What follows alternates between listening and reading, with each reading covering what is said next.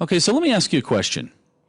When you go off to buy a car, do you just buy the first one you come across that has a for sale sign in it? Probably don't. At least I don't. Whenever I'm going to make a purchase that big, I'm going to go and do a lot of research. I'm going to do things such as do consumer reports.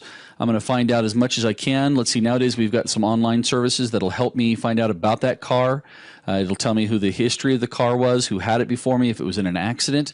And that's exactly what we mean when we talk about reconnaissance and footprinting. Hi, my name is Dale Meredith, and I'd like to welcome you to Ethical Hacking Reconnaissance Footprinting.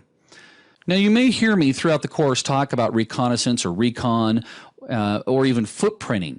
You need to know that they're kind of interchangeable, but some folks might actually say, well, footprinting is mapping out after you've done all your research. So if you just remember that footprinting is a part of reconnaissance, you'll be fine. Now, if you've seen some of my other videos, you know I'm a big fan of quotes. Zora Hertzon, who's a famous literary author, once said, "Research is formalized curiosity. It is poking and prying with a purpose." And that's exactly what we do in reconnaissance and footprinting. Now you may be thinking, Dale, what do you mean by reconnaissance? What does it have to do with hacking? Well, back in our other course on understanding ethical hacking, we talked about how reconnaissance is actually one of our biggest phases that we go through as a hacker, or at least what a hacker goes through. And I related it to a sniper because we have both what they refer to as active and passive reconnaissance. In this case here, the spotter being passive, he's not doing anything, he's just looking at information. Active reconnaissance is very much what the sniper does. He actively does something to the target, right? Well, we want to be as passive as we can here. So we're going to go through and make sure you guys understand why we want to recon.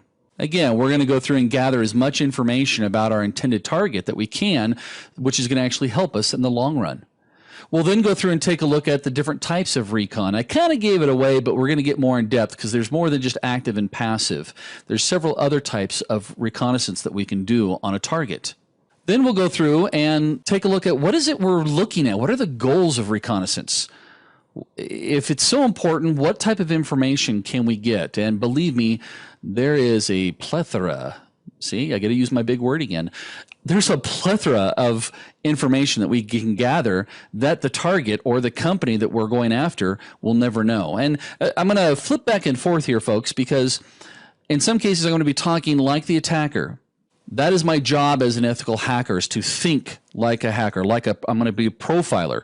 So I'm going to think like the hacker. But in other times you're going to hear me talk about, if I'm an ethical hacker, I could be doing reconnaissance as part of a penetration test to help a company protect itself. So we want to see what are the goals or what is the information that the attacker might see on the company that we're representing.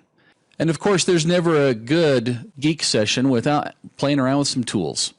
So we're going to go through, you're going to see a lot of tools coming up, especially in further chapters here, that you're going to get some hands-on, which is really kind of cool. And again, we're not going to do anything too active. We're going to do a lot of passive recon here.